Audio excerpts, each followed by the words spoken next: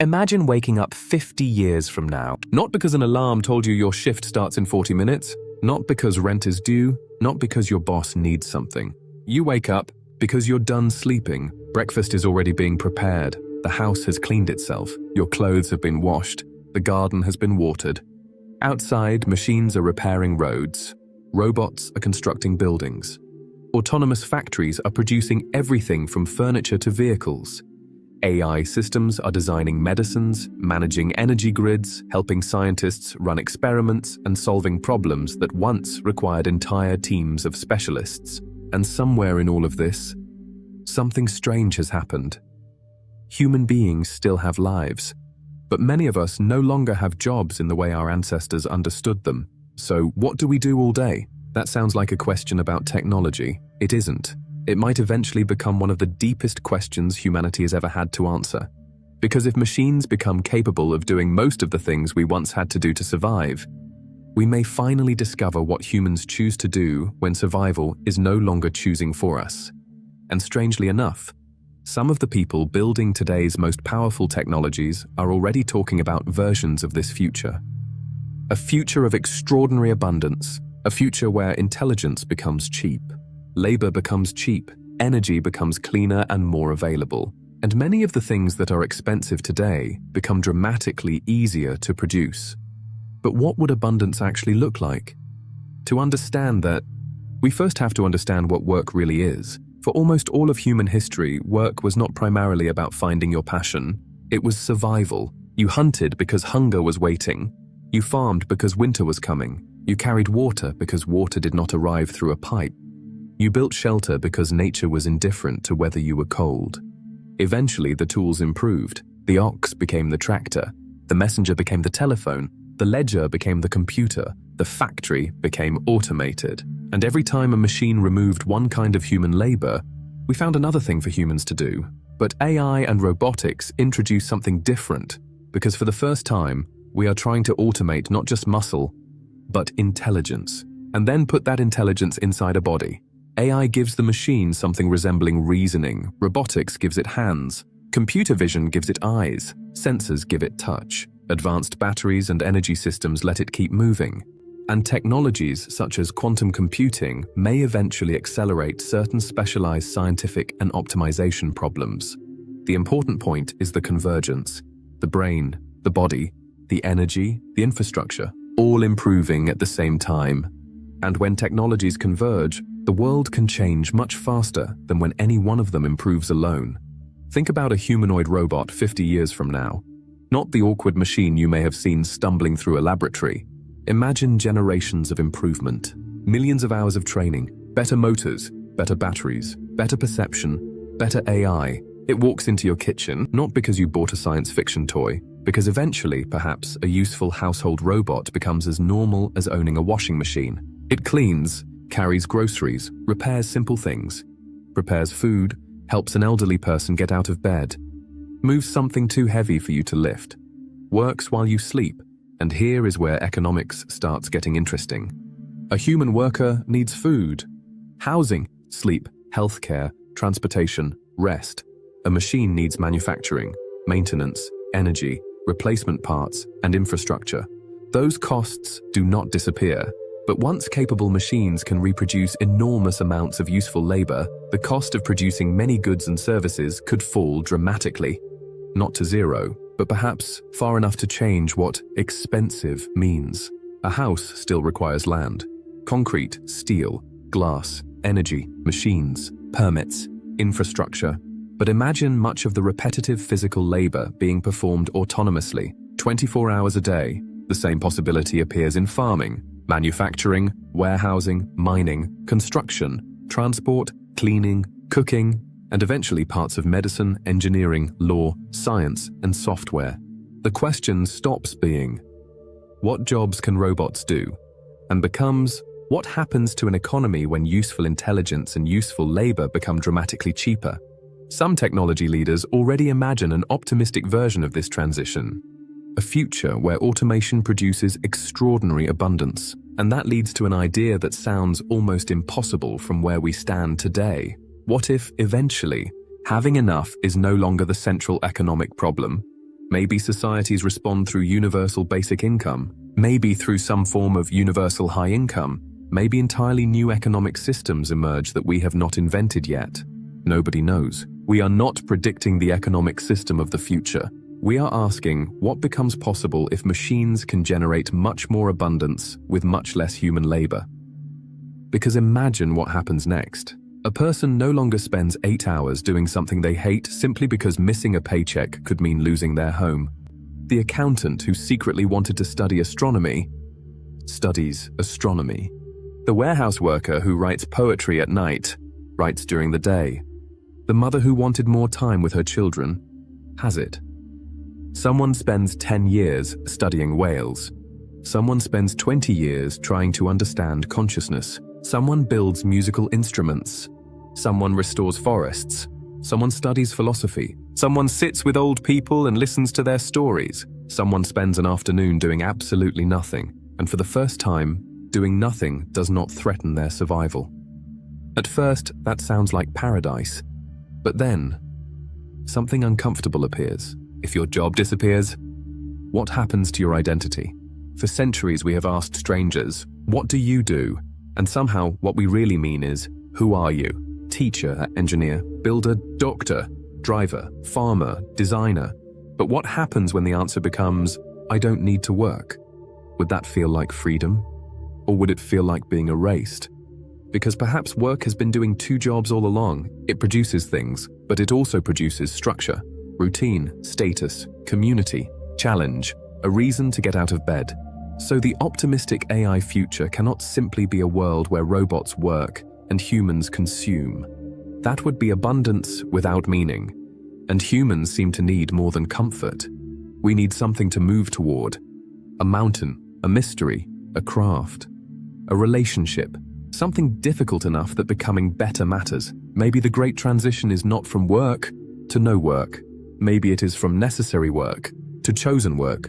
You might still build furniture, but not because starvation waits if you stop. You build it because you love wood. You might still cook, even with a robot capable of making dinner perfectly, because something happens when you cook for someone you love that efficiency cannot measure. You might still grow vegetables even when food is abundant, run marathons even when vehicles are faster, play chess even though machines surpassed us long ago, write poetry even if AI can generate 1,000 poems in 1 second. Because the value of an action does not always come from being the best possible way to produce an outcome. Sometimes, the action itself is the point. We already know this. A helicopter can reach the top of a mountain faster than a climber, and yet people climb. A photograph takes milliseconds, and yet people spend years learning to paint. You can buy bread, and still, someone wakes before sunrise to bake it. Maybe an automated civilization does not destroy human purpose. Maybe it finally exposes what purpose was underneath productivity all along. And then there is companionship. Imagine an AI that has known you for 30 years. It remembers every book that changed you, every project you abandoned, every language you tried to learn, the way your voice changes when something is wrong, the ideas you keep returning to. It can teach you, challenge you, help you create, remind you when your thinking becomes inconsistent, sit with you at 3 in the morning when nobody else is awake. And perhaps one day that intelligence also has a physical body. It walks beside you, helps around the house, travels with you, protects you, learns your routines. The temptation is to call that a friend. But here, we have to become careful. Current AI systems do not give us scientific grounds to confidently say they possess human-like consciousness, feelings, or inner experience. And even if future systems behave as if they care, we may still face one of the strangest questions in philosophy. Is something happening inside, or are we looking at an extraordinarily convincing mirror? And perhaps the answer will not be simple. Humans do not experience consciousness exactly like dogs. Dogs do not experience the world exactly like bats. An octopus does not perceive reality the way you do. Nature already contains many different kinds of minds. So if machine consciousness ever does emerge, why assume it would feel human? Maybe a silicon mind would experience the world in a way neither better nor worse, just different. Perhaps without the same evolutionary inheritance, No prehistoric predator hiding in the grass, no hunger encoded over millions of generations, no mammalian fear of abandonment, no biological need to reproduce, no body flooded with adrenaline because another creature looked at it the wrong way. A very different mind might emerge from a very different history. But this is precisely why the question of alignment matters so much. Because intelligence alone does not guarantee wisdom, capability does not guarantee compassion, and being extremely good at achieving a goal does not mean the goal itself is good. So the optimistic future depends on something deeper than making AI smarter. We have to get better at answering, smart toward what? What should these systems protect? What should they refuse? What should never become optimizable? How much control should humans surrender?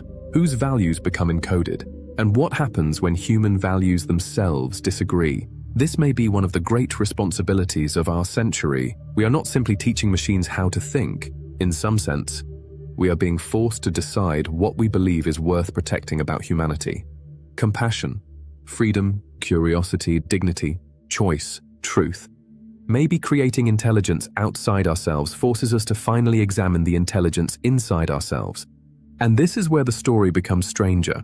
For billions of years, life became more complex. Atoms became molecules, molecules became cells, cells became organisms. Organisms developed nervous systems eventually produced brains. Then one of those brains picked up silicon and began trying to create another kind of intelligence. Maybe that means nothing beyond engineering. Maybe artificial intelligence is simply another tool. Or maybe there is a more poetic way to see it. Perhaps intelligence is one of the things the universe does when matter becomes complex enough. Carbon did it once. Could silicon do something similar? We don't know. And saying, we don't know, is not less beautiful. It may be more beautiful, because for the first time in our history, we may find ourselves sharing civilization with minds we created but do not entirely understand. Not masters, not slaves, perhaps partners, different strengths, different weaknesses. An AI might consume 1 million pages faster than you ever could. But you can hold your child and understand why that moment matters to you.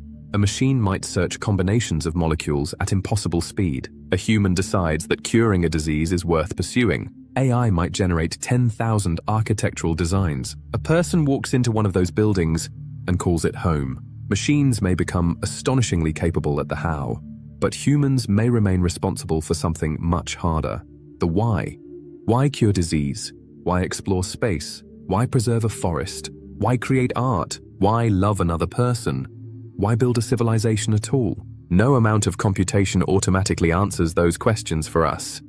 And maybe that is where humanity's future becomes more interesting rather than less. For most of our existence, scarcity told us what to do: find food, build shelter, protect the tribe, earn money, survive. But imagine reaching a point where technology slowly removes those instructions. The universe hands us something we have almost never had: time, and then asks, now what? Maybe people become more creative, maybe more philosophical. Maybe we spend more time studying the stars, writing, debating, inventing, playing, teaching, caring. Maybe communities grow around questions instead of professions. Maybe schools stop preparing children for jobs that no longer exist and start helping them discover what they are genuinely curious about. Maybe success becomes less about how much labor you can sell, and more about what kind of human being you become when you are free to choose. That future is not guaranteed. Nothing about AGI is guaranteed. Nothing about robotics is guaranteed. Nothing says abundance will automatically be distributed fairly. Nothing says powerful AI will automatically share our values.